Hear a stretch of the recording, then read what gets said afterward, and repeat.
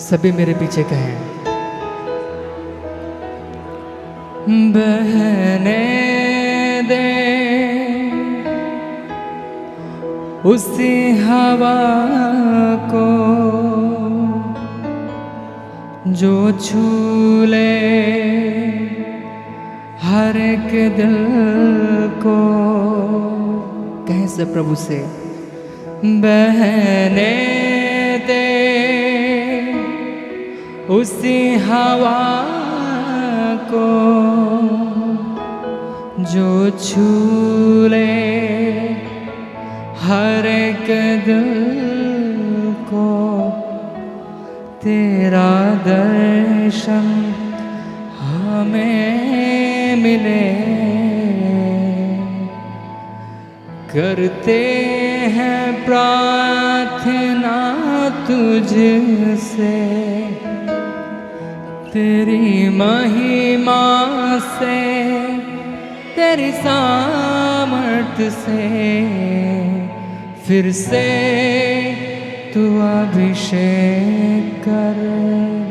फिर से एक बार कहें, तेरी महिमा से, तेरी सामर्थ से फिर से तू अभिषेक कर दे। कहें आप पवित्र आत्मा आ,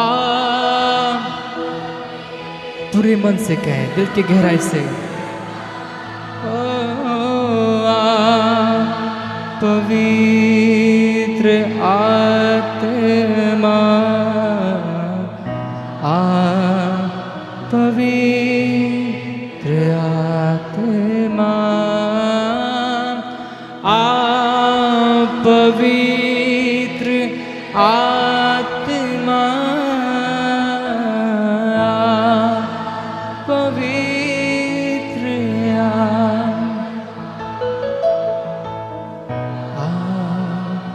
पवित्र। फिर से वो आग बरसा दे, फिर से वो आग बरसा दे यीशु। फिर से तूफान आने दे, तेरी महिमा से, तेरी सामर्थ से फिर से तू अभिषेक कर। ओ पवित्र आत्मा फिर से, कहें सभी, फिर से ओ तेरी महिमा से, तेरी सामर्थ से फिर से तू अभिषेक। आप पवित्र आत्मा, आप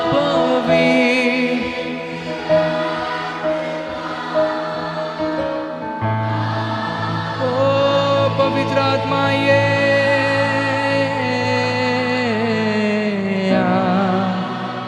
पवित्र आत्मा, ओ पवित्र आत्मा,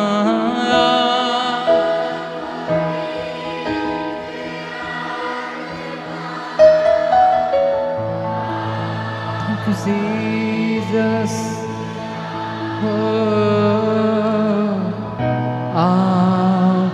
पवित्र आत्मा, यीशुआ पवित्र आत्मा।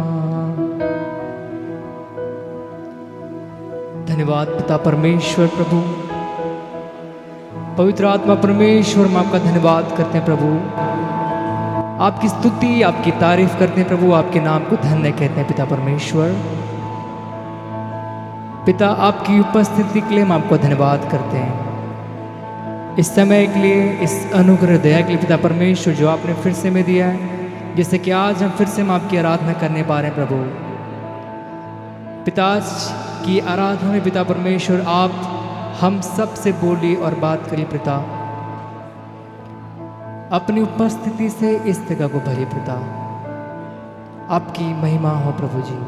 सारा आदर सारी महिमा आपको देते हैं, प्रभु यीशु मसीह के नाम से मांग लेते हैं, आमीन। हालेलुया, बोलो प्रभु यीशु मसीह की हालेलुया। क्या आप सब तैयार हैं प्रभु की आराधना करने के लिए? क्यों ना सभी जोर से बोले, बोलो प्रभु यीशु मसीह की। क्यों ना सब लोग जोरदार ताली बजाए परमेश्वर पवित्र आत्मा के लिए।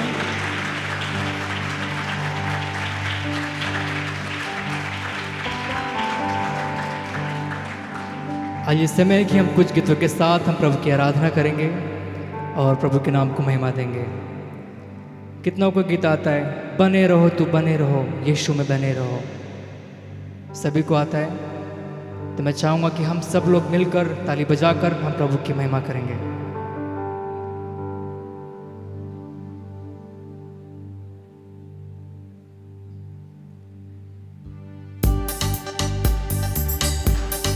तो सब ताली बजाएं।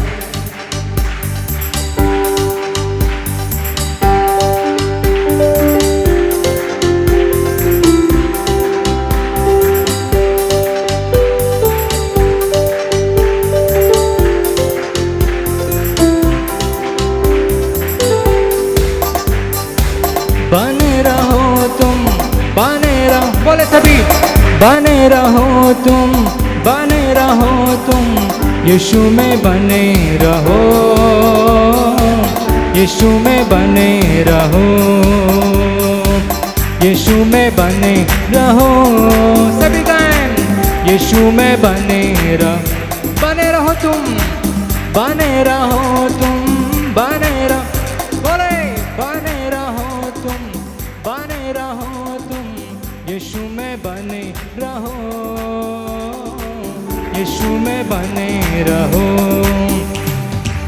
ला ला ला ला ला ला ला ला ला ला ला ला ला, हे ला ला ला ला ला ला ला ला ला ला ला। सभी गाएं, ला ला ला ला ला ला ला ला ला ला ला ला ला ला, हे ला ला ला ला ला ला ला ला ला ला ला ला ला।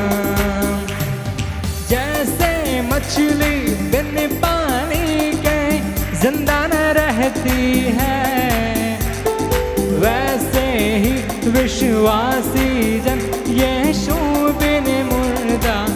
सभी कहें, जैसे मछली बिन पानी के जिंदा न रहती है, वैसे ही विश्वासी जन यीशु बिन मुर्दा है।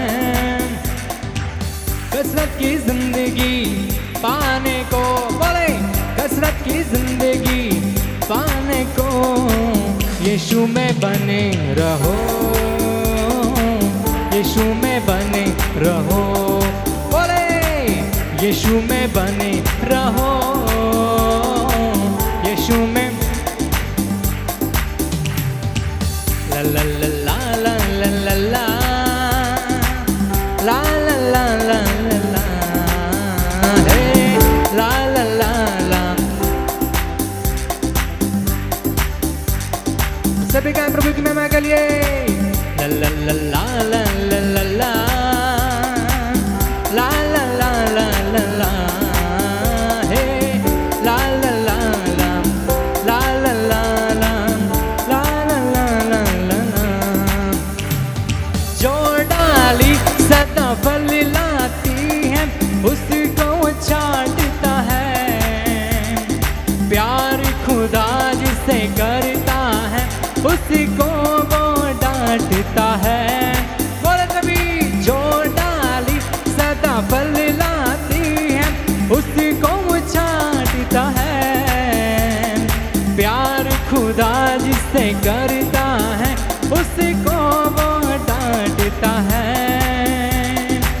रूहानी फलों से भरने को, रूहानी फलों से भरने क्या करें, यीशु में बने रहो,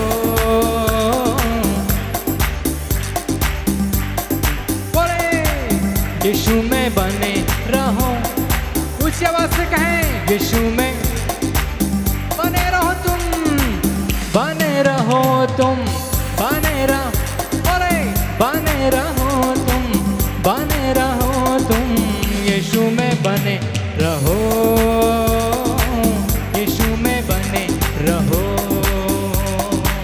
यीशु में बने रहो, यीशु में बने रहो। ला ला ला ला ला ला ला ला ला ला ला ला ला, हे ला ला ला ला ला ला ला ला ला ला ला ला ला, गाएं सभी, ला ला ला ला ला ला ला ला ला ला ला ला ला, हे ला ला ला ला ला ला ला ला ला ला ला ला ला। राहत की जिंदगी देने वाला तुझको बुलाता है, सुबह का तारा, नूर का तारा तुझको बुलाता है। बोले, राहत की जिंदगी देने वाला तुझको बुलाता है, सुबह का तारा, नूर का तारा तुझको बुलाता है। मनसुखी आलम पाने को, बोले मनसुखी आलम पाने को, यीशु में बने रहो, यीशु में, सभी कहें, यीशु में बने रहो, यीशु में बने रहो तुम, कहें सभी, बने रहो तुम, बने, खुशी से कहें, बने रहो तुम, यीशु में बने रहो, यीशु में बने रहो। ला ला ला ला ला ला ला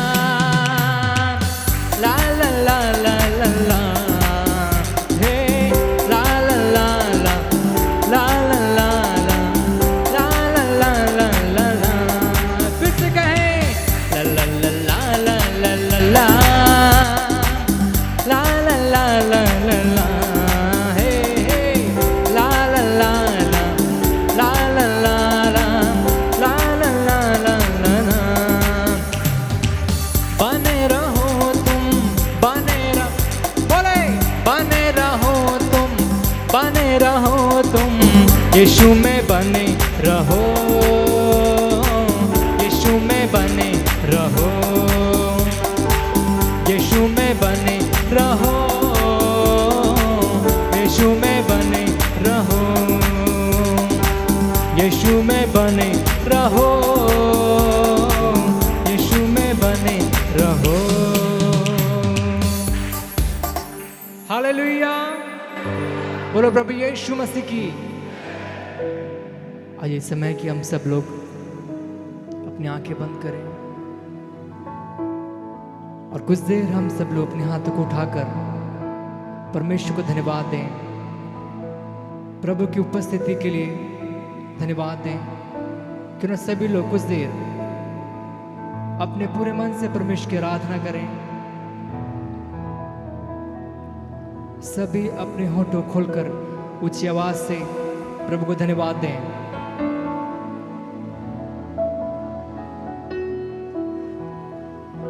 ओ यीशु, आपकी स्तुति स्तुति स्तुति स्तुति, आपकी महिमा महिमा महिमा महिमा महिमा हो यीशु।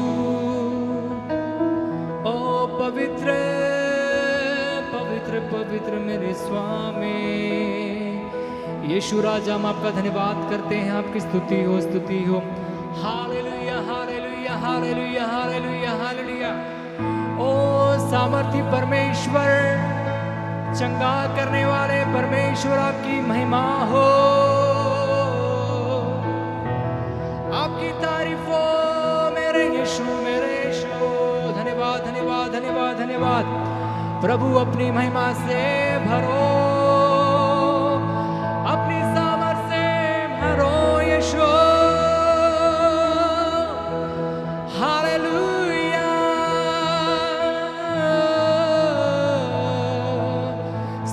हो, स्तुति हो, स्तुति हो, स्तुति हो प्रभु।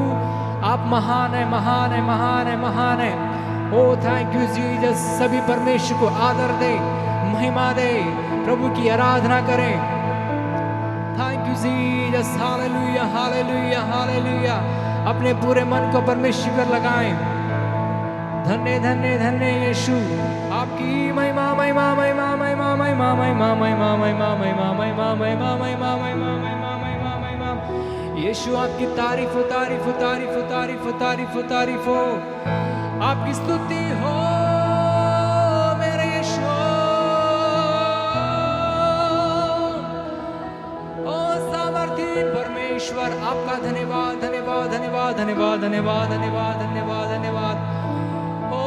प्रेमी दयालु परमेश्वर, आपकी स्तुति हो। महान परमेश्वर प्रभु, अद्भुत परमेश्वर, आपकी महिमा महिमा महिमा महिमा महिमा महिमा महिमा महिमा महिमा महिमा महिमा महिमा महिमा महिमा। ओ सामर्थ से भरे सामर्थी परमेश्वर, आपकी आराधना, आपकी आराधना, आपकी आराधना, आपकी आराधना, आपकी आराधना, आपकी आराधना। Thank you Jesus.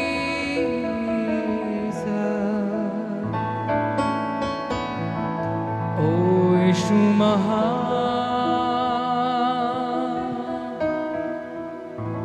प्रभु महान।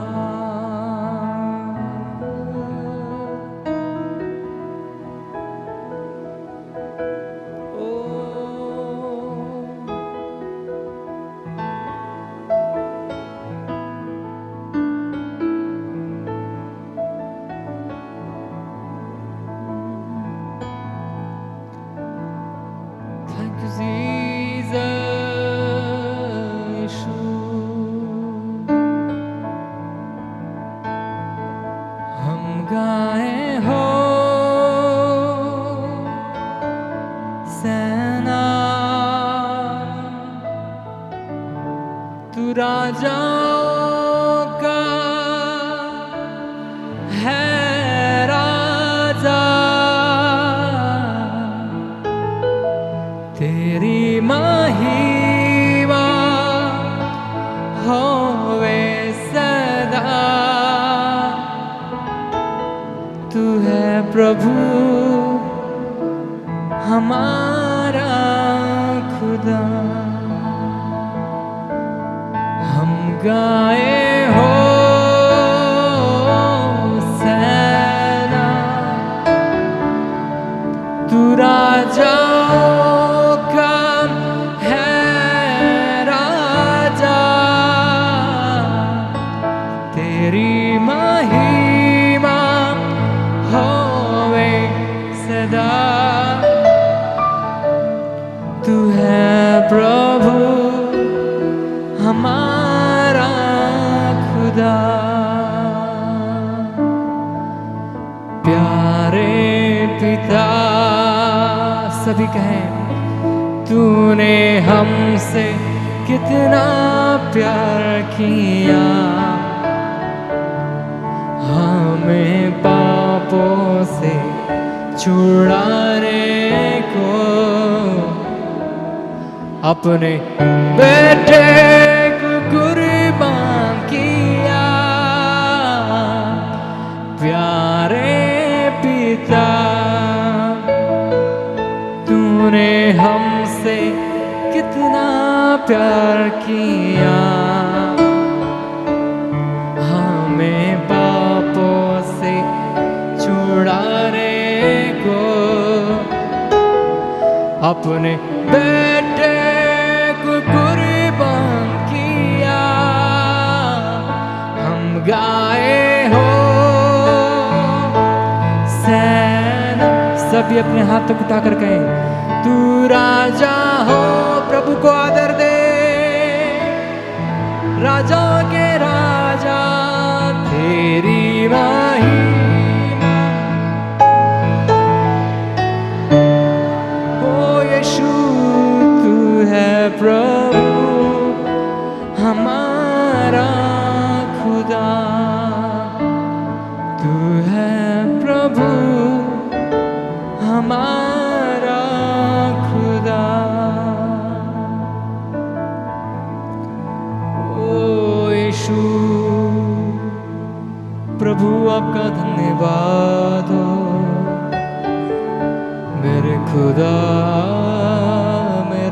खुदा,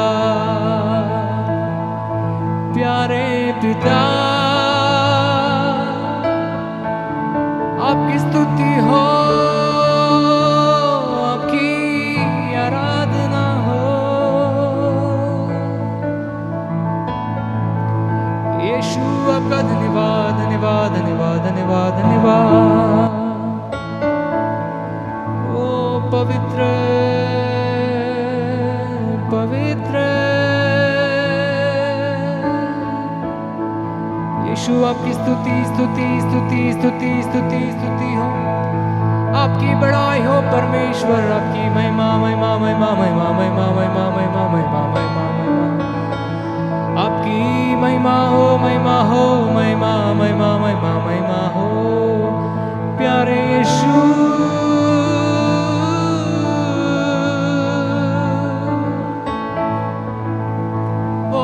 पवित्र पवित्र यीशु, धन्य धन्य धन्य धन्य धन्य।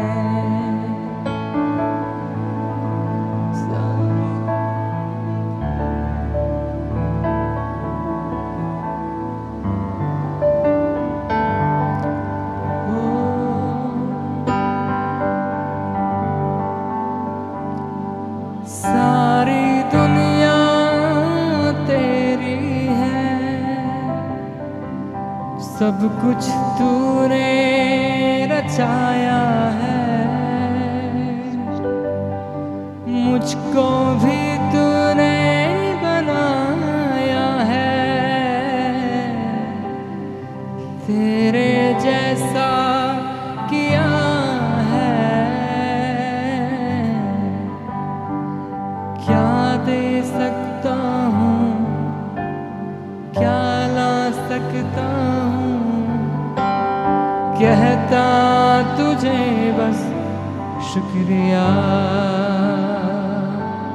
हो, क्या दे सकता हूँ यीशु, क्या ला सकता हूँ, कहता तुझे बस शुक्रिया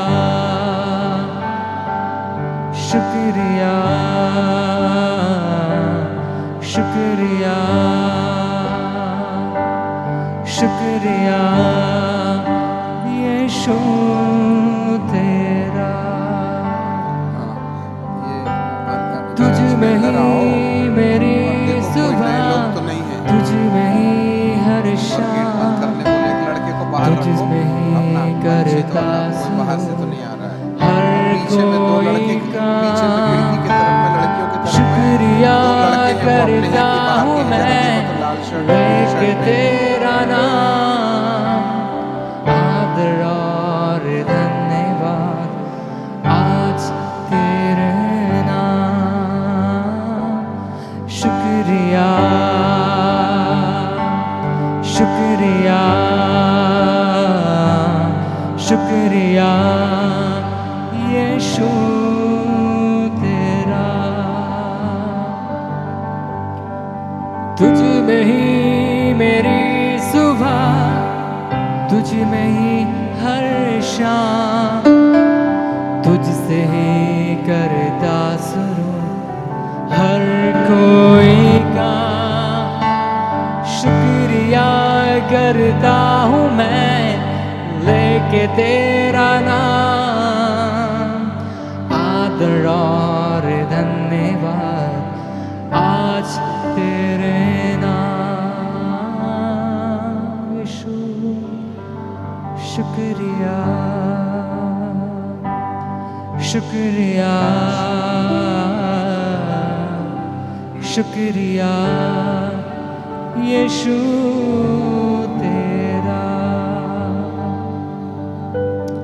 ओ स्वामी, आपका धन्यवाद हो मेरे यीशु, आपका शुक्रिया मेरे यीशु, प्यारे यीशु।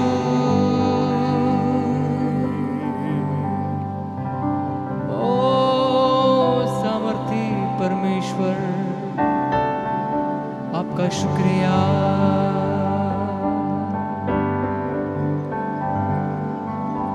Thank you, Jesus.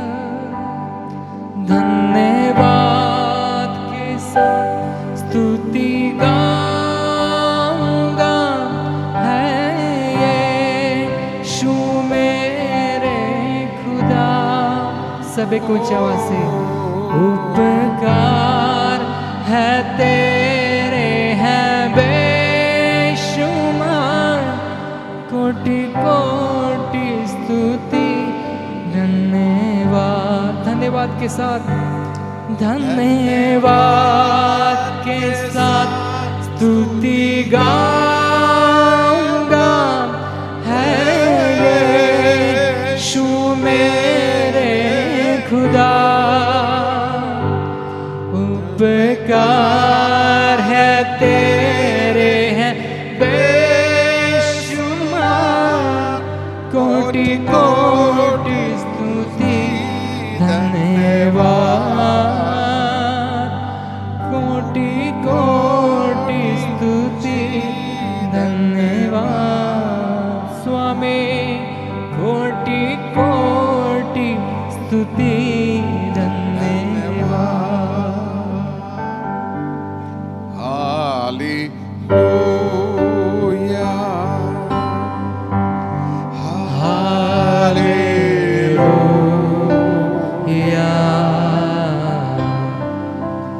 हालेलुया,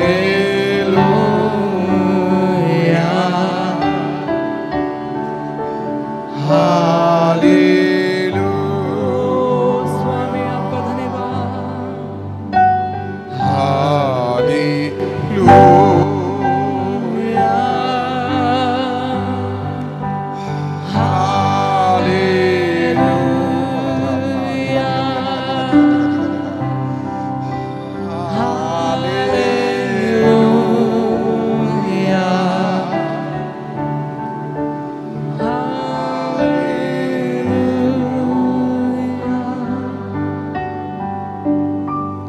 सनातन पिता, हम आपको धन्यवाद देते हैं, आपकी आराधना करते हैं। प्यारे पिता परमेश्वर, आपने हमें ये विशेष समय दिया है कि एक बार फिर आपके पवित्र चरणों में ठहरकर प्यारे पिताजी आपकी महिमा, आपका गुणानुवाद कर सकें। प्यारे पिता परमेश्वर, हम आपके नाम को धन्य और धन्य और धन्य कहते हैं। एक बार फिर प्रभु जी, आज की इस महत्वपूर्ण बेला में हम अपने आप को आपके हाथों में सौंप देते हैं।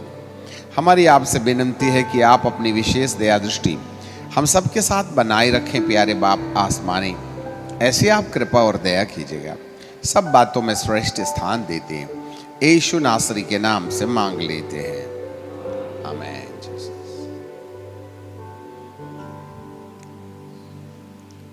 Please be seated.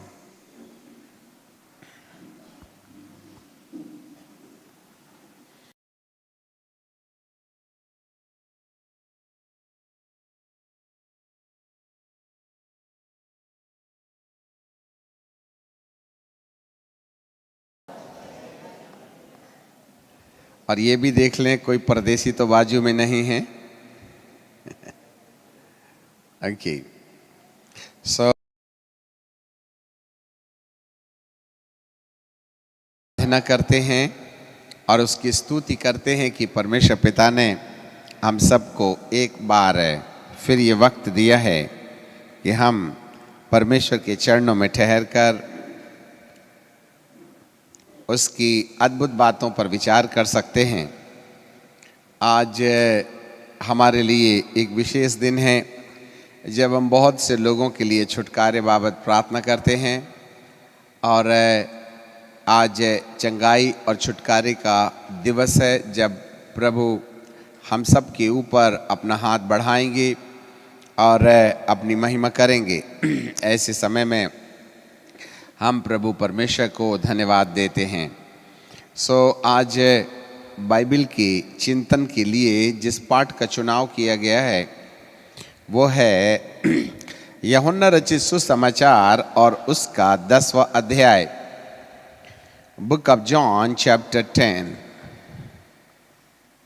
यहाँ बाइबल हमें बताती है, मैं तुमसे सच कहता हूँ कि जो कोई द्वार से भेड़शाला में प्रवेश नहीं करता, परंतु किसी ओर से चढ़ जाता है, वह चोर और डाकू है। परंतु जो द्वार से प्रवेश करता है, वह भेड़ों का चरवाहा है। उसके लिए द्वारपाल द्वार खोल देता है और भेड़ें उसका शब्द सुनती हैं और वह अपनी भेड़ों को नाम लेके पुकारता है और बाहर ले जाता है। और जब वह अपनी सब भेड़ों को बाहर निकाल चुकता है तो उसके आगे आगे चलता है और भेड़ें उसके पीछे पीछे चलती हैं, क्योंकि वे उसका शब्द पहचानती हैं। परंतु वे पराई के पीछे नहीं चलती, परंतु उससे भागेंगी, क्योंकि वे पराई का शब्द नहीं सुनती। यीशु ने उनसे यह दृष्टांत कहा, परंतु वे न समझे कि वे क्या बातें हैं जो वह हमसे कहता है। परमेश्वर अपने वचन पर आशीष दे। मैं तुमसे सच सच कहता हूं, जब कभी भी परमेश्वर ने कोई विशेष बात को दबावपूर्ण कहना रहा है तो उसने सच सच शब्द इस्तेमाल किया। वैसे भी प्रभु झूठ बोलते नहीं, तो सच सच बोलने का सवाल ही नहीं उठता है। परंतु जब कभी भी कोई बात को विशेष रीति से वे दबावपूर्ण देना चाहते हैं या फिर कुछ ऐसी बातें जो ज़्यादा ही कुछ भेदांत रखती हैं, तब वे कहते हैं मैं तुमसे सच सच कहता हूँ। इसका मतलब है जरूर इस दृष्टांत के अंदर में कुछ विशेष बातें पाई जाती हैं जिस पर चिंतन किया जाना हमारी ज़रूरत है। मैं तुमसे सच सच कहता हूँ, जो कोई द्वार से भेड़शाले में प्रवेश करता है। द्वार ये कौन सा द्वार है जिसमें भेड़शाले के अंदर प्रवेश करना है? भेड़शाले का मतलब होता है जहाँ दिन भर भेड़ों को चराने के बाद रात्रि काल में सुरक्षित स्थान पर रख दिया जाता है। और जब कभी भी किसी भेड़शाले में भेड़ों को रखा जाता है तो वे चारों तरफ से घिरी हुई दीवार होती है, बड़े बड़े पत्थरों से उसको बनाया जाता है। एंड देन फिर उसके बाद उसमें एक ही दरवाज़ा होता है और वो बहुत छोटा होता है। और उस दरवाजे में जो चरवाहा है वह दरवाज़ा बंद करने के बाद उस दरवाजे में बैठ जाता है, लेट जाता है, जागते रहता है, कुछ भी हो सकता है। इससे ऐसे पता चलता है कि जरूर कहीं ना कहीं प्रभु भेड़शाले में एक दरवाज़ा और उसमें से प्रवेश करने की बात कहते हैं।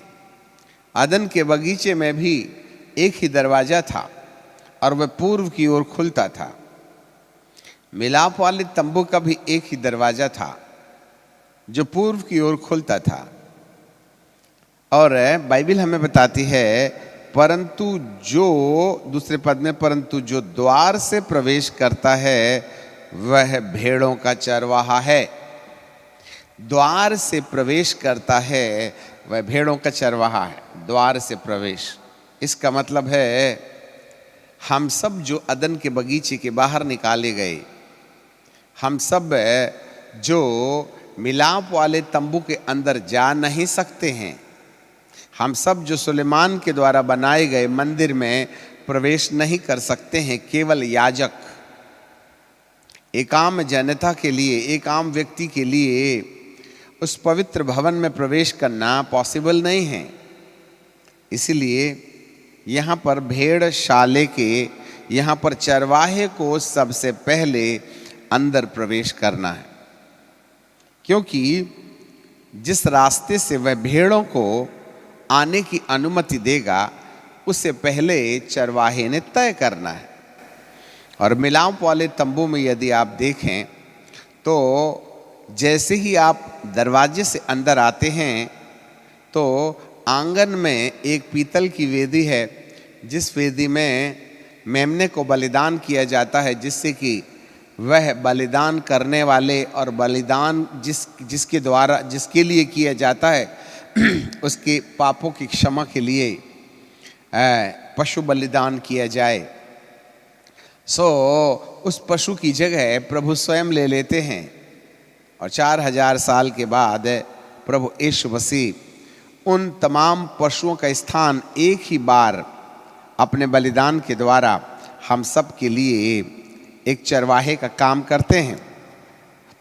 तो इस तरीके से ये जो वचन है हमारे लिए बाइबल बहुत स्पष्टता से कहती है कि किस तरीके से चरवाहा हमें, जैसे कि इब्रानी की किताब और उसका 4वां अध्याय और उसका 14वां पद,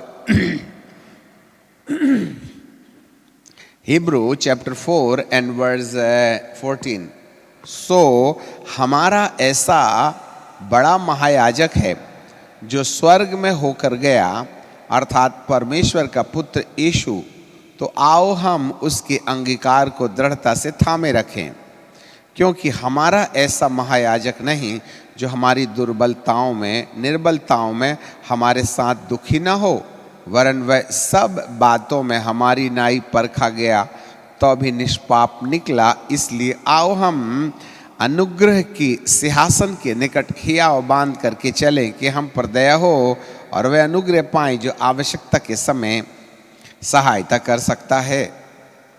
यहाँ वह चरवाहा है जो सबसे पहले अदन के बगीचे के अंदर प्रवेश करने के लिए जिन शर्तों को पूरा करना है, क्योंकि आदम को अदन के बगीचे के बाहर इसलिए निकाला गया था, जिससे कि इसलिए निकाला गया था क्योंकि आदम ने परमेश्वर की आज्ञा का उल्लंघन किया और भले और बुरे के ज्ञान के वृक्ष के फल को खा लिया, जिसके परिणाम स्वरूप परमेश्वर ने उस पवित्र आत्मा को जो मनुष्य की आत्मा में निवास किया करती थी उसको वापस बुला लिया, जिसके परिणाम स्वरूप वह अब अदन के बगीचे के अंदर रहने के काबिल नहीं बन गया।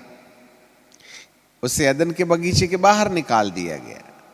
यह है वह विराट सत्य। अब हम सब जो बाहर हैं, अंदर आना है, तो अंदर कैसे आएं? यही एक सबसे बड़ा विषय हमारे लिए है। आज बहुसंख्यक लोग अपने जीवन के अंदर अलग अलग प्रकार की समस्याओं से ग्रसित हैं और छुटकारे की उम्मीद कर रहे हैं। तो हमारे सामने एक सवाल है। यहाँ दो अनुभव हैं।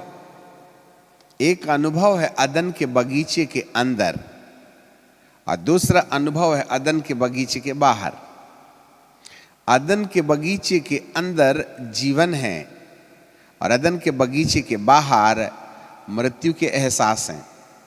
अदन के बगीचे के अंदर परमेश्वर की संगति है, अदन के बगीचे के बाहर अंधकार की सत्ताएं हम पर अपनी प्रभुता जमाने का प्रयास करती हैं।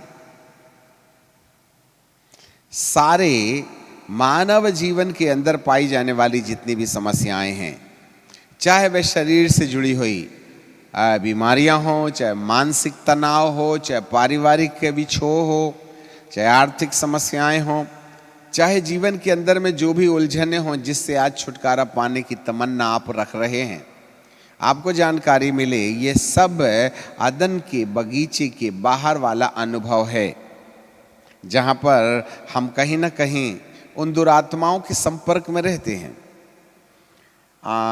टीका की किताब या हनूक की किताब में स्पष्टता से आदम के अंदर वाले जीवन और आदम के बाहर वाले जीवन के बारे में सत्यता के साथ प्रकाशित किया गया। हनूक कहते हैं कि जब आदम को अदन के बगीचे के बाहर निकाला गया तो वे जैसे ही बाहर निकाले गए वैसे ही जमीन में पैर रखने के वक्त उनके पैरों में पत्थर की चुभन का एहसास होने लगा। इससे पहले वे कहते हैं कि जब हम अदन के बाग में थे तो हम चलते जरूर थे, परंतु चलने का एहसास नहीं होता था। जरा सुनिएगा, जब हम अदन के बाग के अंदर थे तो चलने के समय हमें चलने का एहसास नहीं होता था, परंतु जब हम अदन के बगीचे के बाहर आ गए तब हमें पैरों में पत्थरों की चुभन होती है। अंदर उजियाला था, बाहर अंधेरा है। आदम कहते हैं जब हम अदन के बाग के अंदर थे तो आकाश की ओर ताकते थे तो हमें स्वर्ग स्पष्ट नजर आता था, परंतु अब जब हम बाहर हैं, हमने ऊपर उठाई तो घोर अंधकार के अलावा और कुछ दिखाई नहीं देता है। अंदर स्वर्गदूतों की चहलकूद थी। मेरे साथ और भी असंख्य स्वर्गदूत अदन के बगीचे में रक्षा करने के लिए आया जाया करते थे, परंतु अब अदन के बगीचे के बाहर वह एक बड़े भारी सांप को देखता है, डरावनी छाया को देखता है, जहां उसके अंदर भय, निराशा और क्रोध और चिड़चिड़ाहट आ जाती है। जी हाँ, यह है अदन के बगीचे के बाहर का एहसास। और जब हम आदम बाबा को परमेश्वर ने अदन के बाग के बाहर निकाला तो वे कहीं ना कहीं इन अनुभवों में होकर के गुजरने लगे, और उसी समय से ये निराशा का, क्रोध का, डर का, भय का, रोने का आरंभ हुआ, और हम सब आदम में अदन के बगीचे के बाहर निकाले गए। इसलिए पैदा होते बराबर हर एक इंसान रो रो करके कहता है मुसीबत के संसार में पैदा हो गया।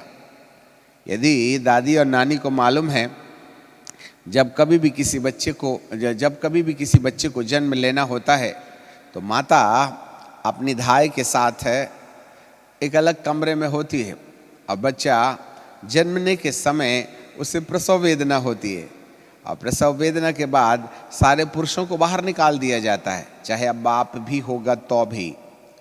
और जैसे ही बच्चे का जन्म होता है तो सबसे पहले वह एक काम करता है। क्या करता है वो? और जब कभी भी धाय कहती है ये जन्म लिया और रोया नहीं तो कोई तो भी अशुभ है, कुछ तो गलत है, इसलिए बच्चे को रोना चाहिए।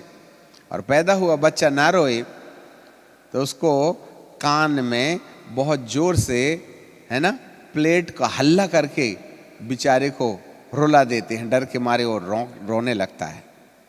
ठीक है, रोया तो ठीक है, नहीं रोया तो कुछ तो गलत है बच्चे के साथ। और यदि रोने के बजाय वो हंसने लगे हैं तो कहेंगे भूत है क्या? समझ रहे हैं बात को? इसका मतलब ही है जब इंसान धरती पर जन्म लेता है तो रोने का प्रारंभ शुरू हो जाता है। जब भूख लगती है तब रोता है, जब सुसु करता है तब रोता है, जब पेट दुखता है तो रोता है, जब नींद आती है तो रोता है, जब उठता है तो रोता है, फिर खिलौने के लिए रोता है, फिर स्कूल जाने के लिए रोता है, फिर रोने की जो प्रक्रिया शुरू हो जाए तो बुढ़ापे तक रोते रहता है।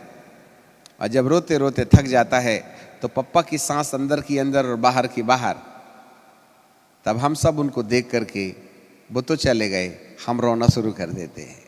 बोले मैंने जिंदगी भर बहुत रोया, चलो मैं तुम्हारे को अपनी विरासत दे देता हूं, पापा।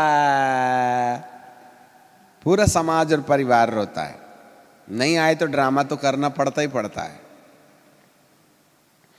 मनुष्य की जिंदगी कष्ट से भरी हुई है। हम अदन के बाग के बाहर हैं, सारी बीमारियां अदन के बगीचे के बाहर हैं, सारी निराशाएं अदन के बगीचे के बाहर हैं। जिन भी समस्याओं से हम होकर चल रहे हैं वो कहीं ना कहीं हमें अदन के बगीचे के बाहर होने का प्रमाण दे रही हैं। जी हाँ, पर यहाँ पर बाइबल का प्रभु कहता है मेरे पास एक भेड़शाला है। उस भेड़शाले का एक ही दरवाजा है। यदि हम अदन के बगीचे में चलें तो पूर्व का दरवाजा है। यदि हम मिलाप वाले तंबू में चले जाएं तो एक ही दरवाज़ा है, पूर्व की तरफ खुलता है। और यदि सुलेमान के मंदिर में जाएं तो उसके भी दरवाज़ा एक ही दरवाज़ा है जो पूर्व की ओर खुलता है। जी हाँ, यह उद्धार का दरवाज़ा है। हम बाहर पैदा हुए उद्धार रहित दशा में, इसलिए बाइबल कहती है कि जो दरवाजे से प्रवेश करता है वो चरवाहा है, चरवाहा। तो सबसे पहले प्रभु यीशु मसीह अदन के बगीचे के अंदर प्रवेश करने के लिए वे हमारी किसी हालात में चले जाते हैं। वह मनुष्य का पुत्र बन जाता है और मनुष्य के पुत्र बनने के कारण मनुष्य के सारे अपराध उसके ऊपर गिन दिए जाते हैं और वह दरवाजे में ही अर्थात पीतल की वेदी के ऊपर अपने प्राणों का बलिदान करने के बाबत तैयार हो जाते हैं। सबसे पहले यीशु ही है। बाइबल कहती है उसने फाटक के बाहर दुख उठाया। जी, यही वह फाटक है जिसमें से प्रभु प्रवेश करते हैं और अपने प्राण बलिदान करने के द्वारा ये कहते हैं, हे पिता इन्हें क्षमा कर रहे, ये नहीं जानते कि क्या करते हैं। क्या बात है, हे पिता इन्हें क्षमा कर, ये नहीं जानते कि क्या करते हैं। इस प्रार्थना के द्वारा प्रभु यीशु दो महत्वपूर्ण बातों को हमारे सामने प्रकट करते हैं। नंबर 1, वह मनुष्यों का प्रतिनिधि बन के परमेश्वर के सामने खड़े होता है और नंबर 2, वह परमेश्वर का क्षमाशील हृदय लेकर के मनुष्य के सामने खड़ा हो जाता है। इसलिए उसको 2 नाम दिए गए हैं, the son of man and the son of God, परमेश्वर का पुत्र और मनुष्य का पुत्र। जब कभी भी वह मनुष्य के सामने परमेश्वर की प्रतिनिधित्वता करने आता है, तब वह अपने आप को son of man, son of God कहता है, परमेश्वर का पुत्र। और जब कभी वह मनुष्य की प्रतिनिधित्वता करने के लिए पिता परमेश्वर के सन्मुख खड़े होते हैं, तो वह मनुष्य का पुत्र कहता है। जी, यही वह दोहरा काम है। वह निर्दोष होकर के भी दोषी हो गया।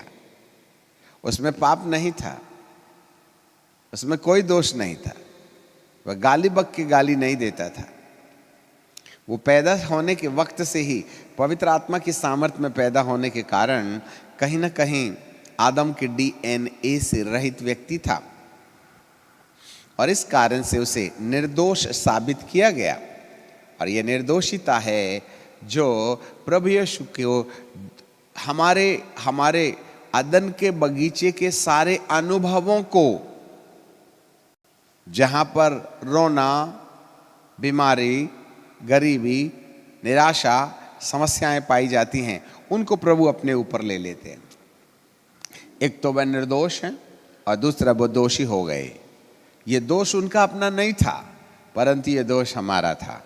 और इस कारण से पीतल की वेदी में जब प्रभु अपने प्राण का बलिदान करते हैं, हे पिता इन्हें क्षमा कर, ये नहीं जानते कि क्या करते हैं, ऐसा करके वह भेड़शाले के अंदर प्रवेश करने वाला ये पहला व्यक्ति है जिसको चरवाहा कहा गया। अच्छा चरवाहा मैं हूं। तब से चरवाहापन प्रभु यीशु ने जीत लिया। अपना प्राण बलिदान करने के द्वारा वह अब चरवाहे होने का अधिकार प्राप्त कर लेता है। परंतु एक प्रश्न ये है कि वह किसका चरवाहा है। सब चाहते हैं भेड़शाले के अंदर आना, परंतु वो चरवाहा है किसका। यहां पर बाइबल हमें बताती है, इसलिए द्वारपाल द्वार खोल देता है और भेड़, वह भेड़ों का चरवाहा है। हालेलुया। तो भेड़ की कितने सींग रहते हैं?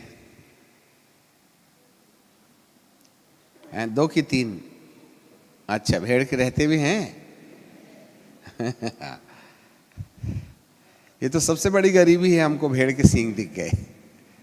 एक्चुअली भेड़ के सींग नहीं होते, बकरी के होते हैं। भेड़ जो है वो स्त्रीलिंग है, लड़की भेड़, और जो लड़का भेड़ होता है उसको मेंढा कहते हैं, है ना। और मेंढा के सींग होते जरूर हैं, परंतु आगे जाके ऐसे गोल गोल घूम जाते हैं कान के समान, मतलब लड़ने में काम नहीं आते, चाहे वो लड़की भेड़ हो या लड़का भेड़ हो। तो यहां पर वह भेड़ बोलने से जिसके सींग नहीं है, और भेड़ों का चरवाहा भेड़ों के आगे आगे चलता है, और बकरियों का चरवाहा बकरियों के पीछे चलता है। तो बकरी जो होती है वो चलती है, उसको हरी पत्ती दिखे ना तो वह चली जाती है चरने, और यदि ऊंची है ना बेला तो दो पैर से खड़े होकर के भी खा लेती है। और उसको मालिक ने चिल्लाया हा हा हा तो यूं देखती है फिर भी खाती है। बोले टेंशन नहीं, काफ़ी दूर, यहाँ आने के लिए टाइम लगेगा। तब तक दो चार और पत्तियाँ खा लेती है। जब देखा कि बहुत करीब आ जाता तो पूरी दम लगा के 100 मीटर रनिंग शुरू हो जाती है। ठीक है ना, उसको मालूम है उसको आने में टाइम लगेगा।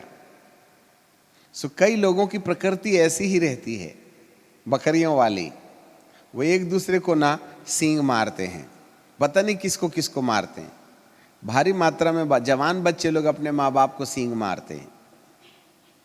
ठीक है ना, अरे क्या पापा, यार पापा तुमको समझ में नहीं आता, यार पापा तुमको मालूम है नहीं, यार पापा कि आज मेरा ना गणित का पेपर है, फिर भी तुम आटा पिसाने के लिए भेजते हो।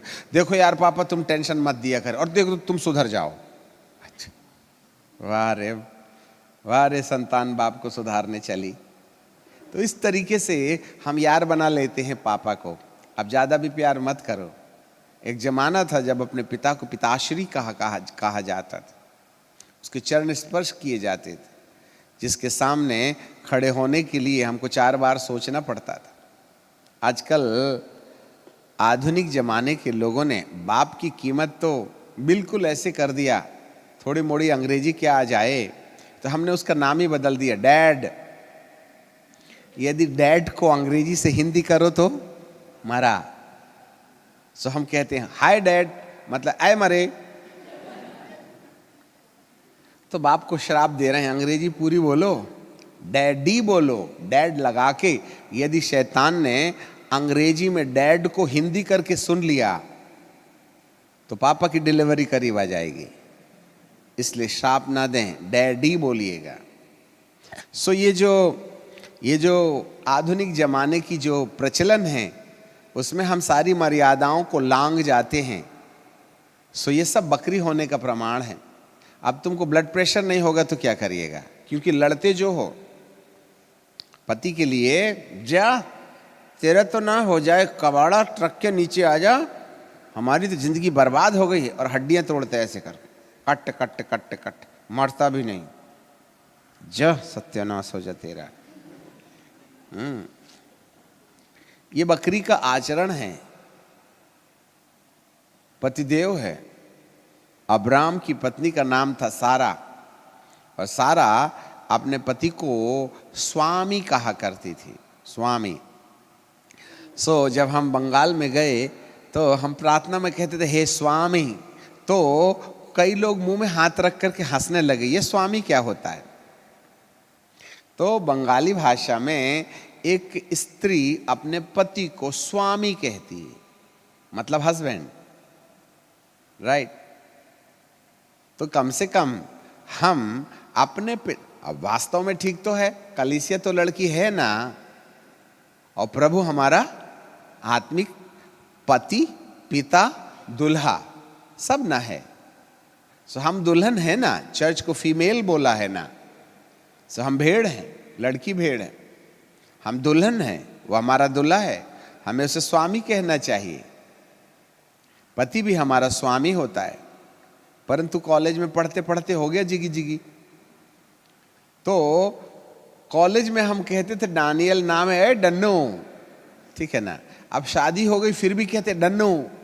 अब तो मर्यादा रखो, कॉलेज में चल गया, अब तो नहीं चलेगा ना, फिर भी हम डन्नू डन्नू करके पुकारते हैं, मर्यादाएं लांघ कर जाते हैं।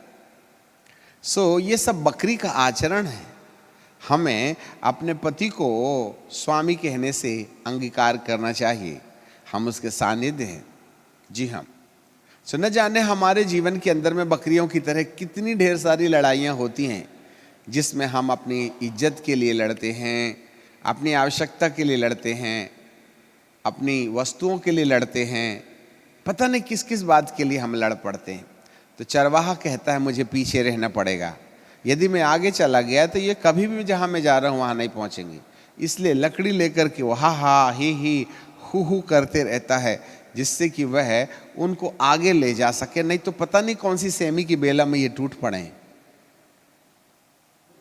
याद रखिएगा, जितने भी लोग बकरी का सा आचरण करते हैं उनके चरवाहे को पीछे रहना पड़ता है। अब प्रभु आपके पीछे है कि आगे है, ये चुनाव आप कीजिएगा। ठीक है, हमें आपको फटकार फटकार के ठीक करना पड़ता है कि हमने एक बात बोल दिया तो आप उसको मानते हो। भेड़ और बकरियों में यही अंतर होता है। इस तरीके से वह बकरियों का चरवाहा नहीं है, वरन भेड़ों का चरवाहा है।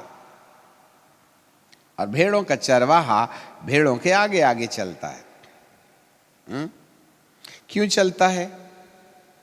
भेड़ों का चरवाहा भेड़ों के आगे आगे इसलिए चलता है क्योंकि चौथे पद में लिखा है, और जब वह अपनी भेड़ों को बाहर निकाल चुकता है तो उनके आगे आगे चलता है। क्यों चलता है? और भेड़ें उसके पीछे पीछे चलती हैं। भेड़ें उसके पीछे पीछे चलती हैं और वे उसका शब्द पहचानती हैं। इसका मतलब है भेड़ों का अपने चरवाहे के साथ संबंध शब्द से होता है।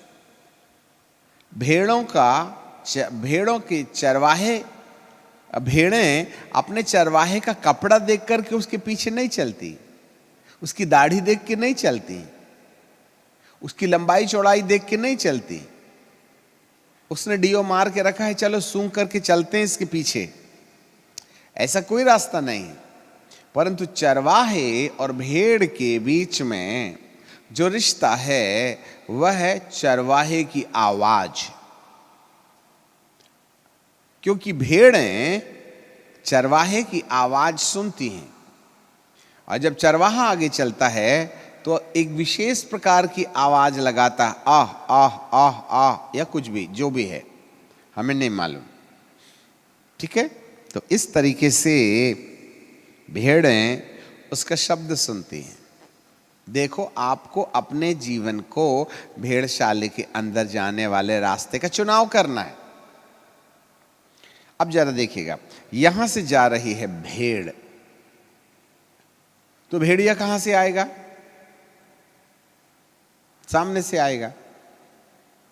और जब भेड़ यहां से जा रही है और सामने से आ रहा है भेड़िया, तो भेड़िया और भेड़ के बीच में भेड़ होने के नाते चरवाहा सामने रहेगा। तो सबसे पहले जब भेड़िया अटैक करेगा, किसको देख के? भेड़ को। उसको चरवाहा दिख रहा क्या? थोड़े समय के लिए यदि आत्मिक जीवन में चले जाएं तो प्रभु यीशु अपने भेड़ समान जीवन जीने वालों के आगे रहता है, तो और दुष्ट सामने चले आता है, तो दुष्ट को तो दिखाई नहीं देता कि यहां भेड़ है, वो तो भेड़ को देख रहा है।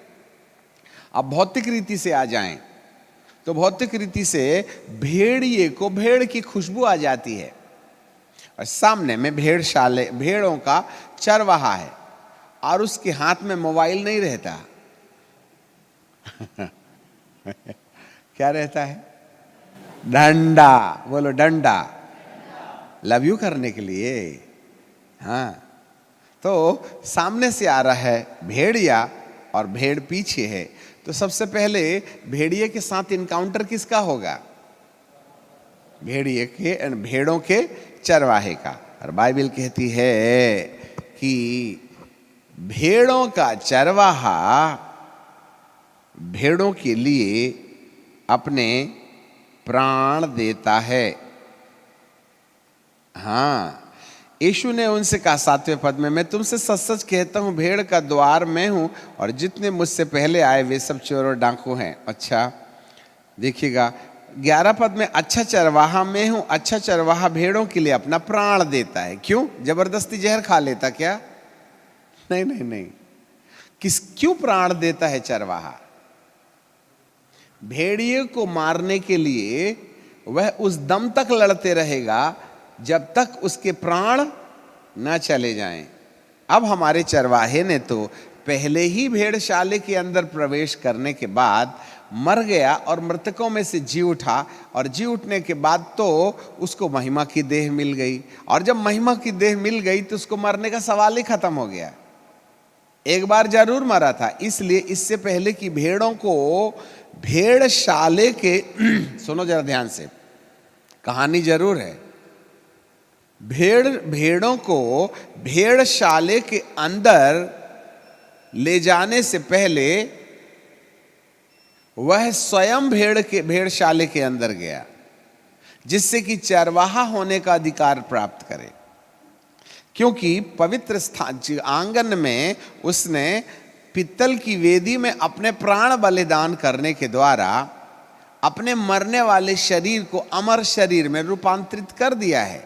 वह मारा गया, गाड़ा गया और जी उठा। जरा देखिएगा, इसका मतलब है भेड़शाले के अंदर ये जो चरवाहा गया ना, तो उसने सबसे पहले मरणहार को अमरता में बदल दिया। जरा ध्यान दीजिएगा, मरणहार को अमरता में बदल दिया। जब पीतल की वेदी में उसने अपने प्राण बलिदान कर ही दिए, तो 3 दिन के बाद तो मुर्दों में से जिंदा हो गया ना। और जब वो जिंदा हो ही गया है तो उसको महिमा की देह मिल गई, और जब महिमा की देह मिल ही गई है तो उसको मरने का सवाल ही नहीं उठता है। तो कब तक वह भेड़ों की रक्षा करेगा? बोलिए, मरने तक? अरे वो तो मर के जिंदा हो गया भाई साहब, इसलिए तो पहले गया ना वो। बताइए, जो सही जवाब देगा उसको शाबाश में नाम। वो भेड़िए से कब तक लड़ते रहेगा? हैं? अनंत काल तक। बिल्कुल ठीक है, चलिए लगाइए, हो जाए, शाबाश इनाम इकट्ठा करने का समय है। हाँ बिल्कुल ठीक है भाई। चरवाहा जो है भेड़िए से कब तक लड़ते रहेगा? यहां तो लिखा मैं प्राण देने तक ना, भेड़ों के लिए अपना प्राण देता हूं, तो वो कब तक लड़ते रहेगा?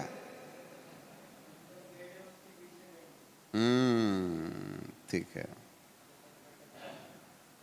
सही जवाब किसी ने नहीं दिया।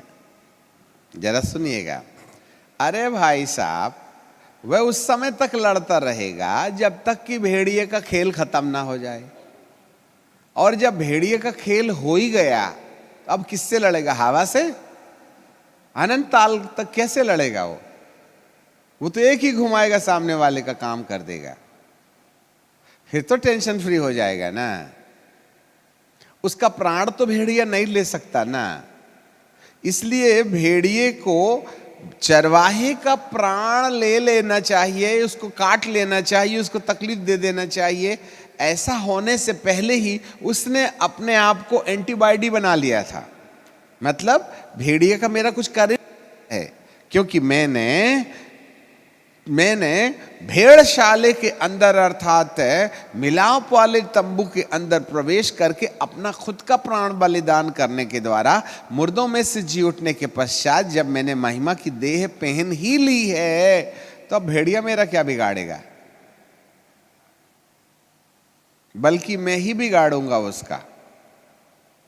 आने दो तुम्हारे जितने भी हैं जो तुम्हें देख करके गुर्रा रहे हैं, अंत तक नहीं, जब तक मर जाएगा उसके बाद तो मेरे को भी तो विश्राम करना पड़ेगा। वो आएगा भेड़िया और वो घुमाएगा डंडा चरवाहा और उसकी छुट्टी कर देगा। हालेलुया। ये फैसिलिटीज किसको मिलती है? भेड़ को कि बकरी को? अच्छे से याद रखना। अब बकरी आगे आगे चली जा रही है और चरवाहा पीछे से जा रहा है, और सामने से आ रहा है भेड़िया। थोड़ा कल्पना कीजिएगा ना, सामने से आ रहा है भेड़िया और चरवाहा है पीछे। तो भेड़िया वहां कहेगा, प्रभु तेरा धन्यवाद हो, चरवाहे को पीछे ही रखना, जब इसका गला मसक दूंगा तब तक तो खेल ही हो जाएगा। कितने लोग हैं जो अपने स्वामी को आगे लेके चलते हैं, और कितने लोग हैं जो अपने स्वामी को पीछे लेके चलते हैं। किसके वो आगे है और किसके वो पीछे है? भेड़ों के वो आगे है, बकरियों के वो पीछे है।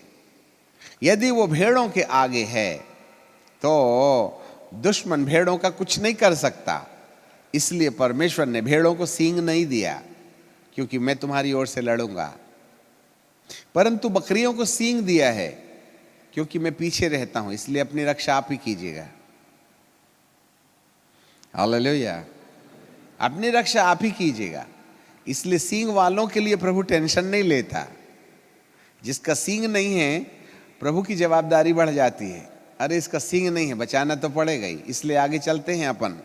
और भेड़िया पीछे से नहीं आएगा, आगे से ही आएगा, क्योंकि पीछे तो यात्रा ऑलरेडी हमने तय कर रखी। अच्छे से याद रखिएगा। तो वह भेड़ों को क्या करता है, अपने भेड़शाले से बाहर निकालता है, तो वे तुरंत आगे आगे आगे आगे, अरे छुट्टी हो गया, चलो भागो, जैसे स्कूल से छुट्टी होती ना, वैसे कोई भेड़शाले से निकलते बराबर भागना शुरू नहीं हो जाती हैं। वह मैं भेड़शाले से बाहर निकल के भेड़ के द्वार पर इकट्ठी रहती हैं। हमको डायरेक्शन देने वाला चाहिए, हम जाएं तो जाएं कहाँ। इसलिए एक दूसरे को धक्का दे दे के कैसा रे बाबा, चुपचाप रहे, हाँ और थोड़ा आगे चल, ऐसा करके वो धक्के दे दे के सामने खड़ी रहती हैं, क्योंकि वह उस शब्द का इंतजार कर रही हैं जब चरवाहा करेगा आ आ आ बा बा बा, वो जो भी है, तब उनको समझ में आ गया, ए चलो बोल रहे, सिग्नल मिल गया, आगे चलते हैं। ग्रीन सिग्नल, अभी तक रेड था, ट्रैफिक जाम था ना। समझ रहे हैं बात।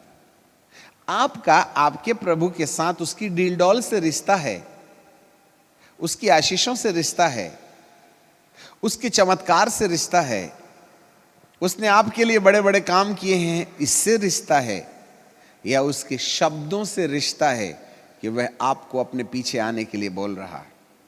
Checkup yourself. आज कितने लोग हैं जो चमत्कार को नमस्कार करके चमत्कार के चक्कर में प्रभु के पीछे चलते हैं। आज कितने ऐसे लोग हैं जो आवश्यकता के आधार पर परमेश्वर को स्मरण करने से यदि फायदा हो गया तो जिंदा है, नहीं हुआ तो मर गया हमारे साथ। बाइबल का प्रभु कहता है, एक भेड़ जब भेड़ बन जाए तो वह अपने चरवाहे के पीछे केवल उसकी आवाज सुनकर के चलती है। आवाज ही भेड़ों के लिए अपने चरवाहे के पीछे चलने का निर्देश देती है। और दूसरी विशेषता यह होती है भेड़ की कि वह भेड़ जो है सिर झुका के चलती, और जब सिर झुक जाता है तो आगे वाली भेड़ का पुट्ठा नजर आता है। आगे हमारा चरवाहा है कौन, क्योंकि सारी भेड़ें उनकी कुब्बड़ दिखाई देती है परंतु किसी का सिर दिखाई नहीं देता। परंतु जब बकरी चलती है तो सारी बकरियां पुट्ठे को दबा लेती हैं और उनका सिर दायां बायां दिखाई देता है। जो ताक झांक करते हैं वो बकरी हैं, है ना। सिर उठा के कोई इधर देख रहा है, ये वाले इधर देखते हैं, ये वाले इधर देखते हैं, इधर हमको देखते ही नहीं, तो रहे ना बकरी। जिसको देखना चाहिए उसको देखो, क्या दाएं बाएं देखते हो आप। तो इस तरीके से हम जो है ना, बकरियों का सिर ऊंचा रहता है अपने बॉडी से, परंतु भेड़ों का सिर अपनी बॉडी की लाइन से नीचे रहता है। और जिनका सिर नीचे रहता है उनको आगे दिखाई नहीं देता, क्योंकि अगले वाली भेड़ का पुट्ठा उनकी आंखों में दिखाई देता है। इसलिए भेड़ों को अपना रास्ता तय करने के लिए दूसरी वाली भेड़ से सट के चलना पड़ता है। अपन ठीक चल रहे कि नहीं चल रहे, हाँ मैं तो तू एक दूसरे को कंधा मार के चलते ना, इसका मतलब ठीक ठाक है। और यदि कोई भेड़ बाजू वाले को धक्का दे और धक्का ना मिले तो उसको सोचना पड़ता है हम सही है कि गड्ढे में तो नहीं गिरेंगे। हाँ, दैट इज द यूनिटी। मसीहियत के अंदर में एकता होनी चाहिए, और जब तक मसीहियत के अंदर एकता नहीं होगी तब तक जो है कहीं ना कहीं हमारी जिंदगी में समस्या बनी रहेगी। हम छिटक के चलने वाले लोग, और जो एकता का बहिष्कार करता है और विभिन्नता में आ जाता है, जरूर कहीं न कहीं हमने भेड़पन को खो दिया। परंतु जैसे जैसे हम यूनाइट होते हैं, जैसे जैसे हम प्रभु भक्तों के साथ जुड़ते हैं और विश्वासियों का एक दूसरे से निकटतम रिश्ता रहता है, तब हम भेड़ होने का प्रमाण करते हैं, प्रमाण देते हैं, और भेड़ होने के प्रमाण से हमारे आगे चरवाहा चलता है।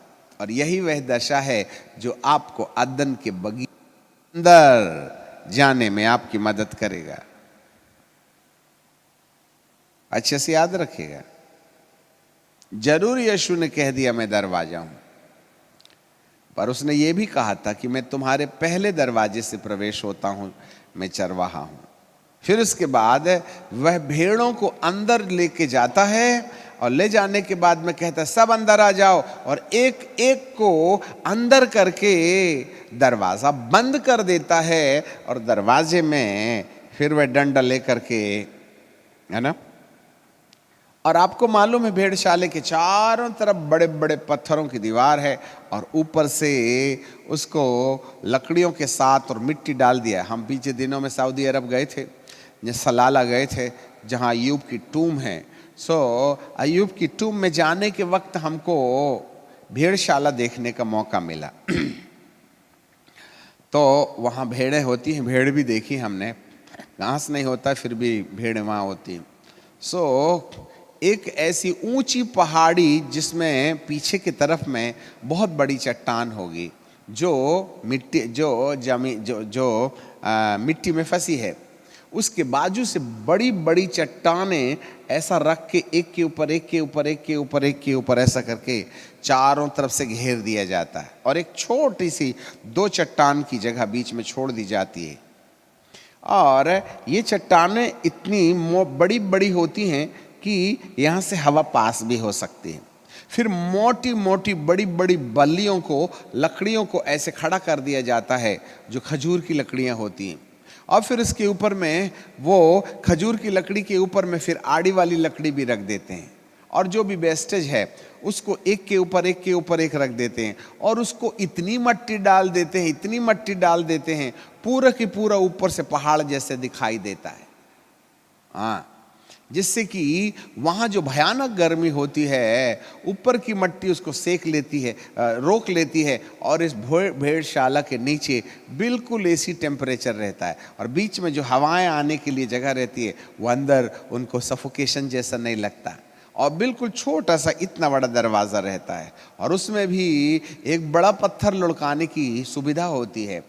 और वहाँ सामने बैठने के लिए, चरवाहे को बैठने के लिए एक जगह भी होती है, जहाँ पर वह पत्थर से दरवाजे को बंद करने के बाद वहाँ रात भर जागता है, या वहाँ लगा करके बिस्तर सो जाता है, जिससे कि वह भेड़ों की रखवाली करे। और अंदर भेड़ बेखबर सोती है। आप में से कितने लोगों को बेखबर नींद आती है? कोई टेंशन नहीं, न ब्लड प्रेशर का टेंशन है, न शुगर का टेंशन है, न बाल बच्चों का टेंशन है, हैं? समझ रहे हैं? न गरीबी का टेंशन है, न नौकरी का टेंशन है। जिसकी गाड़ी स्मूथ चल रही है, बिंदास जिसको बोलते हैं, आप बिंदास क्यों नहीं है? क्यों टेंशन है? क्यों कोई विचार आपके माथे पर? नौकरी नहीं लग रही है, अब हम क्या खाएंगे, शादी नहीं हो रही है, बच्चे नहीं हो रहे हैं, माता पिता प्यार नहीं करते, पत्नी मेरे को प्यार नहीं करती हैं, कैमरा फिट करे हैं पत्नी के पीछे, कहाँ जाती कहाँ आती। सो इस तरीके से हम अपने अंदर में जो व्याकुलता और बेचैनी की जिंदगी जी रहे हैं, वह इस बात का सबूत है कि कहीं ना कहीं हमने वह जगह खो दिया है जहां भेड़ सुरक्षित रहती है। वे सुरक्षित इसलिए हैं क्योंकि वे भेड़ हैं। यदि आपने अपने जीवन को बकरीपन से आजाद करके भेड़पन में ला लिया, जहां आपके सींग टूट जाएं, जहां आप स्वयं लड़ना बंद कर दें, प्रभु तुम्हारे लिए लड़े। यहोशापात भी जब ऋषियों मुनियों अमालेकियों से घिर गया, दूसरा इतिहास की किताब के 20वें अध्याय में, तब उसने यहोवा की खोज करना शुरू किया, और संपूर्ण इज़राइल के लोग परमेश्वर के दर्शन के लिए निकल पड़े। वहां के मुर्गी से, बच्चे से, गाय से, बैल, सब लोग उपवासे थे और परमेश्वर की खोज कर रहे थे। 2 क्रॉनिकल चैप्टर 20, 20वां, दूसरा इतिहास 20 अध्याय 1 से। तो यहोशापात की जिंदगी में इतनी बड़ी सेना को देख के भय समा गया। आज आप में से कितने हैं जो अपने जीवन के अंदर भयभीत हैं? बीमारी से, निराशा से, थकावट से, नौकरी नहीं लग रही, जॉब नहीं है, खाने को भोजन नहीं है, पत्नी से, बच्चों से निराश है। जी, यहोशापात भी डिप्रेशन में चला गया था, परंतु उसने अपने लोगों को हथियार पैना करने की तैयारी नहीं की, वरन उसने परमेश्वर को खोज करने के लिए लगा दिया। और जब वे उपवास के साथ परमेश्वर को खोज रहे थे, तब एक नबी के द्वारा संदेश मिलता है, लड़ाई तुम्हारी नहीं मेरी है, मैं तुम्हारे आगे आगे चलूंगा, लड़ने तो जाना है तुमको। हथियार बंद सैनिकों के आगे पवित्रता से शोभायमान युवा युवती प्रार्थना योद्धा लड़ाई के मैदान में जा रहे हैं। होना चाहिए था हथियार बंदों को आगे, परंतु पवित्रता से शोभायमान लोग आगे और हथियार बंद पीछे, क्योंकि लड़ाई हथियार बंदों के द्वारा नहीं होने वाली है, वरन प्रार्थना योद्धाओं के द्वारा होने वाली है। हालेलुया। और जब प्रार्थना योद्धा आगे आगे जा रहे थे, हथियार बंद पीछे थे, क्योंकि यहोशापात लड़ाई तुम्हारी नहीं है मेरी है, इसलिए तुम्हारे हथियार तुम्हारे पास रहें, मेरे आगे मुझे अच्छे लगने वाले लोग चाहिएगा। I am expecting the holy people of God so they will go ahead before the army, because I am going to be wrestle behalf of you and going to destroy the enemy who is going to be standing against you. आपके विरुद्ध खड़े वाले उन तमाम दुश्मनों के साथ लड़ाई लड़ना मेरी आवश्यकता होगी, इसलिए मैं लड़ूंगा। तो तुम हथियार बंदों को पीछे रखो, पवित्र लोगों को सामने रखो। और वे जय जयकार कर रहे थे, यहोवा की करुणा सदा की है।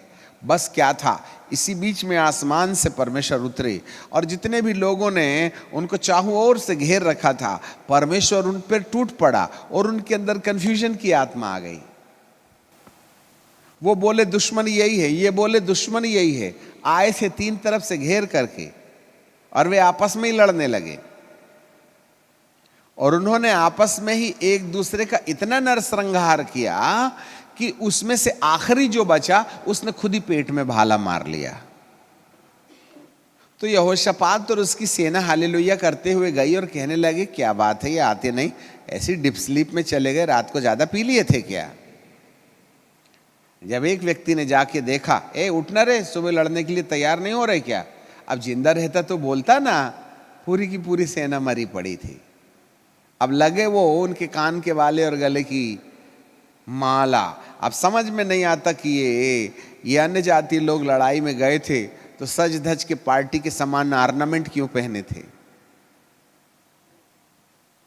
बाइबल कहती है यहोशापात ने उस भीड़ में से कानों के कुंडल, गले की सोने की चेन, इतनी ढेर सारी लूट इकट्ठा की कि उसको ले नहीं जा सके।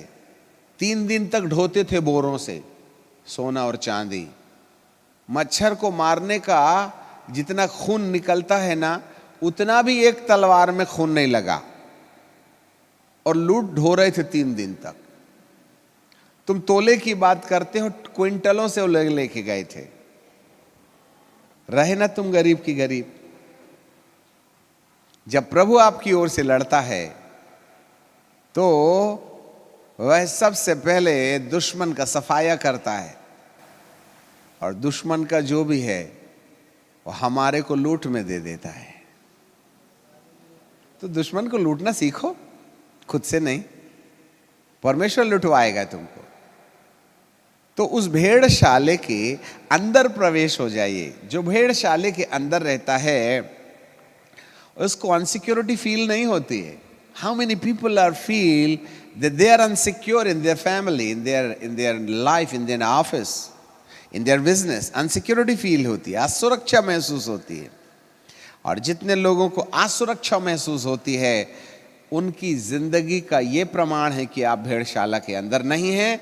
हो सकता है आप बकरी की दशा में होंगे, इसलिए चरवाहा आपके पीछे है। समझ रहे हैं बात को? आज यदि आपकी जिंदगी में दुश्मन घेरा लगा के बैठा है तो प्रभु आपसे कहते हैं, ऐ बकरियों, भेड़ों में बदल जाओ।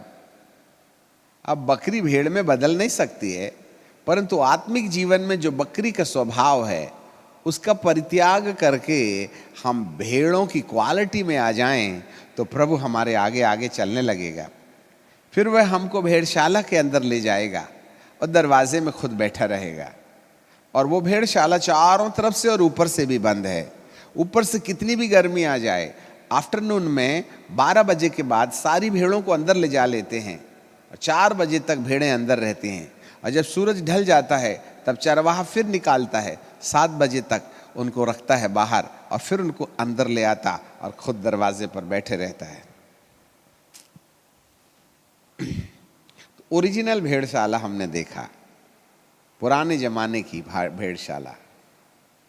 वाह! मेरा परमेश्वर आपको भी भेड़शाला के अंदर जिस दिन रखेगा ना, ये बीमारियां और बीमारियां आना बंद हो जाएंगी। डिप्रेशन, ऑपरेशन, सेपरेशन, ये सारी मुसीबतें भागने लगेंगी, क्योंकि आपके और आपके प्रभु का जो संबंध है वह शब्दों के बीच है। सो आप में से कौन कौन लोग उसकी आवाज सुनते हैं? ठीक है, उसकी दाढ़ी जरूर देखी होगी।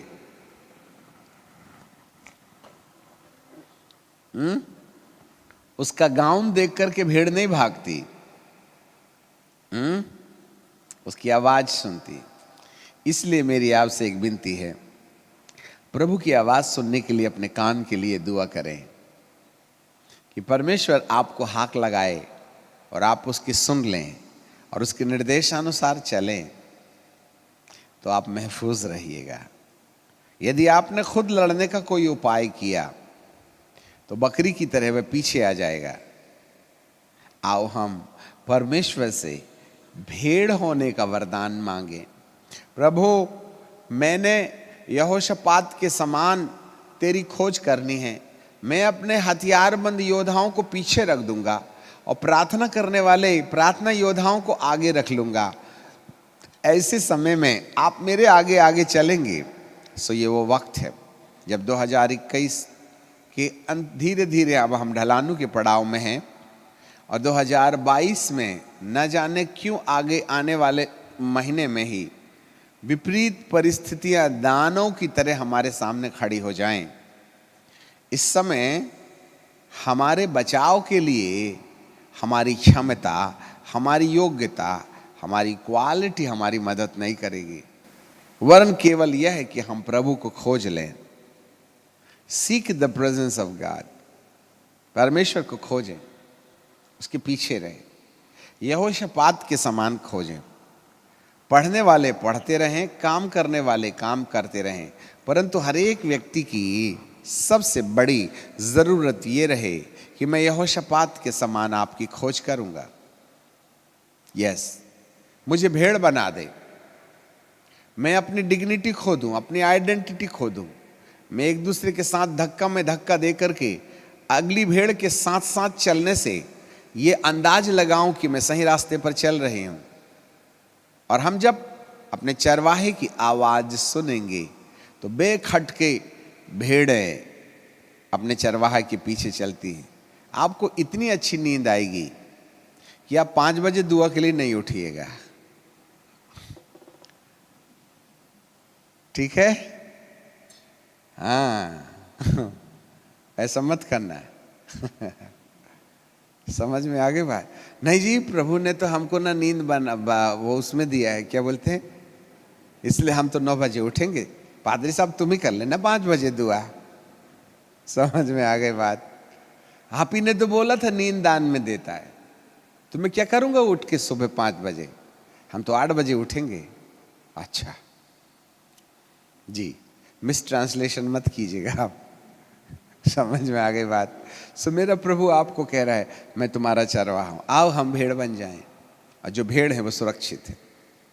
आज हम प्रार्थना करने वाले हैं जिस भी जिंदगी में जितने भी भेड़िए दांत निकाल के आपकी तरफ देख रहे हैं ना, चरवाहा लाठी घुमाएगा, ठीक है। परंतु क्या आज आप भेड़ बनने को तैयार हैं?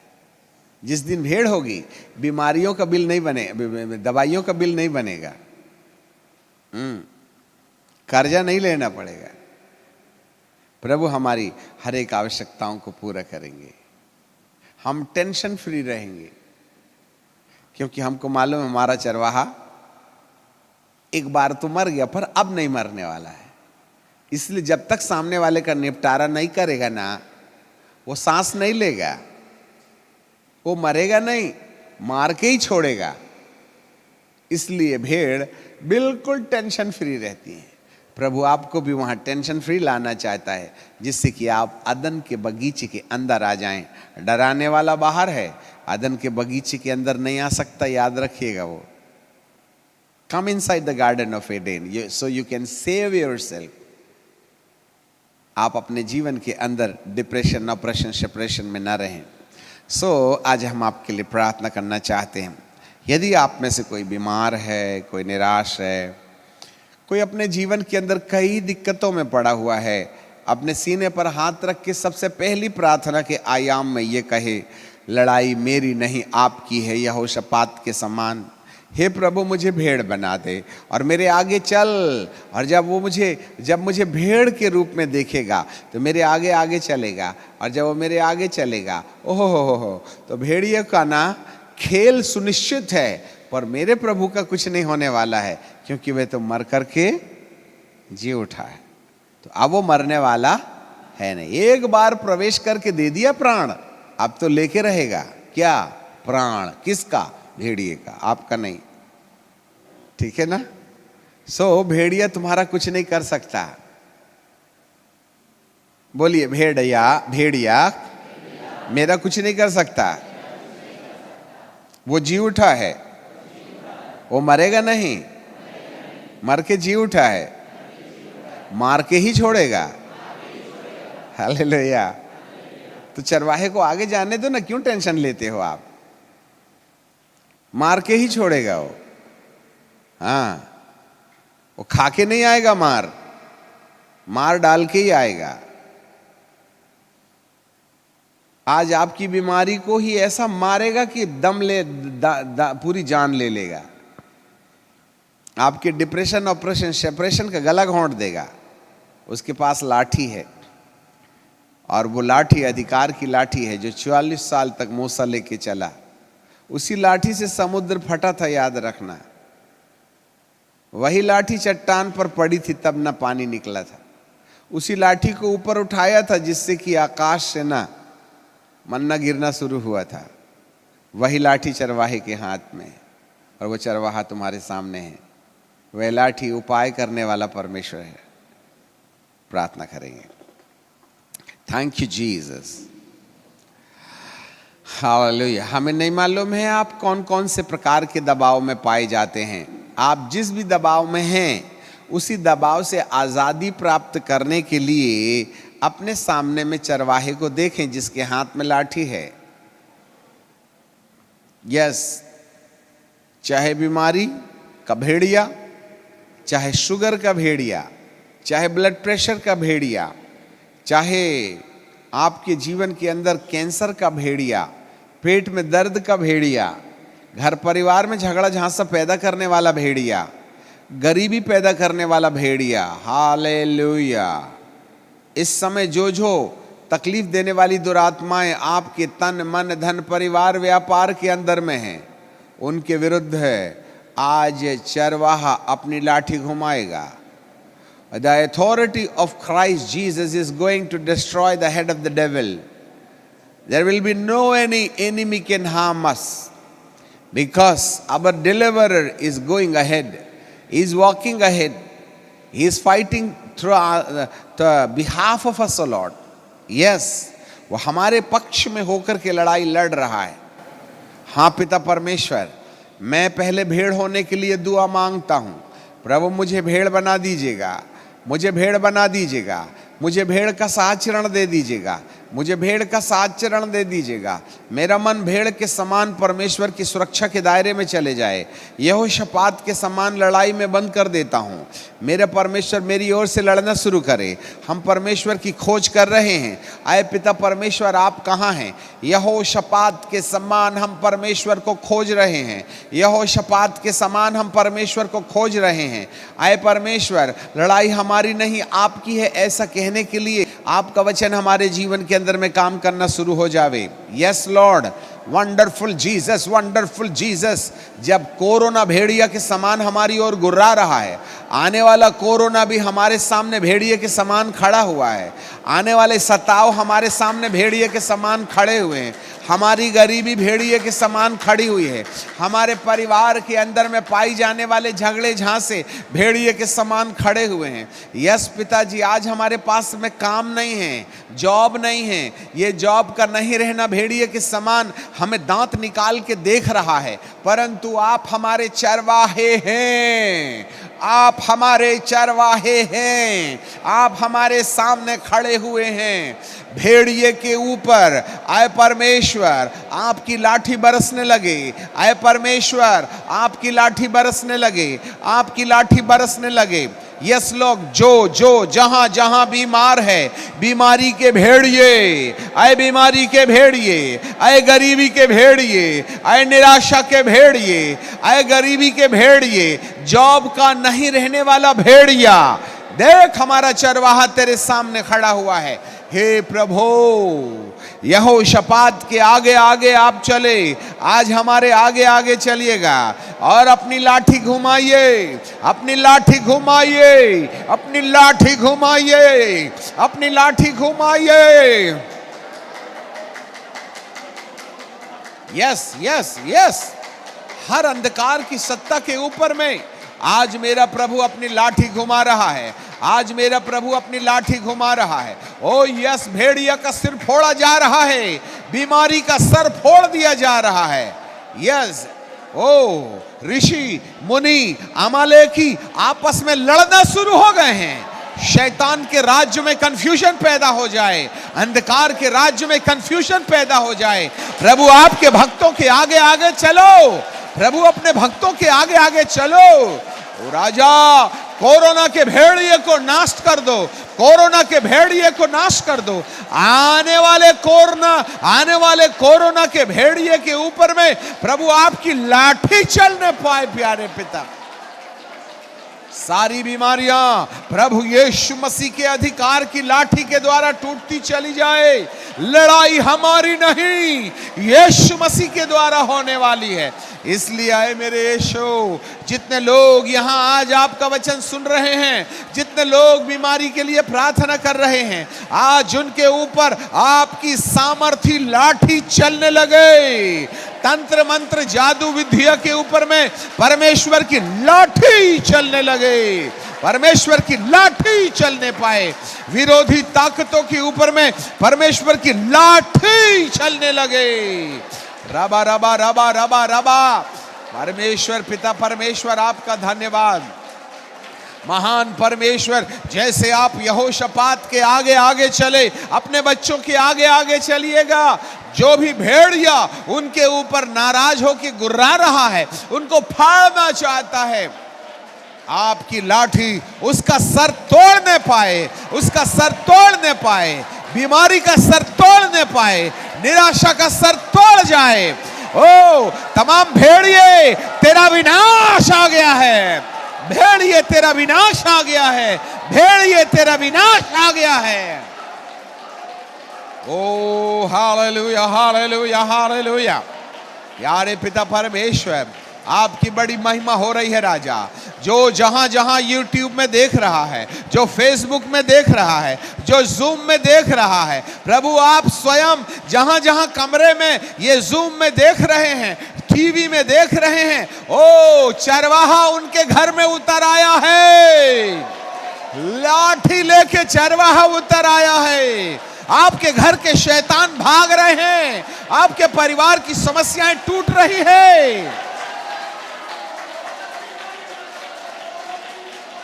अंधकार की सत्ताएं आपका घर छोड़ के भाग रही है। आपके घर में एक तेज से भरा हुआ पुरुष आ गया है। वो चरवाहा आपके घर में आ गया है।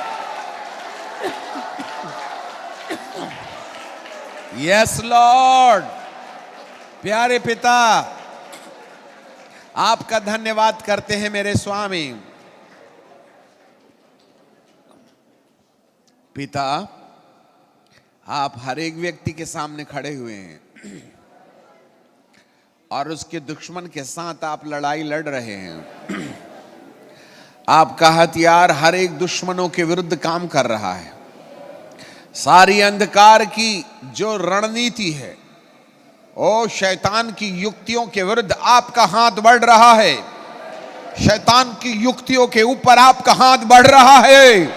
शैतान की युक्तियों के सामने परमेश्वर का हाथ बढ़ रहा है, जिससे कि तेरे बच्चे सुरक्षित रहने पाए। प्यारे पिता, मेरे महान महान परमेश्वर, हम भेड़ों की तरह भेड़शाले में प्रवेश कर जाना चाहते हैं, जिससे कि हमारी सुरक्षा आपकी दया से होने पाए। हम आपको धन्यवाद और धन्यवाद और धन्यवाद देते हैं। लड़ाई हमारी नहीं वरन आपकी है। आपने ही लोगों को चंगा किया और छुटकारा दे दिया है। महिमा नासरत के यीशु को मिलने पाए, महिमा नासरत के यीशु को मिलने पाए। आपको धन्यवाद धन्यवाद धन्यवाद यीशु नासरी के नाम से मांगते हैं। आमीन। जीसस।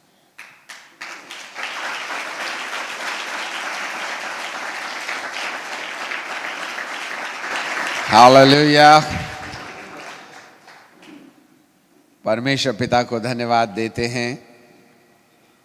आपने इस बात को याद रखना है कि जहां आप थे वहां चरवाहा आया था। आपके घर के भूत ना पतली गली ढूंढ रहे थे कि कहां से भागें, खिड़की से भागें कि झरोखे से भागें। हालेलुया। आज से परमेश्वर आपको एक ड्यूटी देते हैं। लगातार परमेश्वर से प्रार्थना कर कहें कि हे प्रभु, आप मुझे भेड़ के समान अपनी दया में ले लीजिएगा। उठते बैठते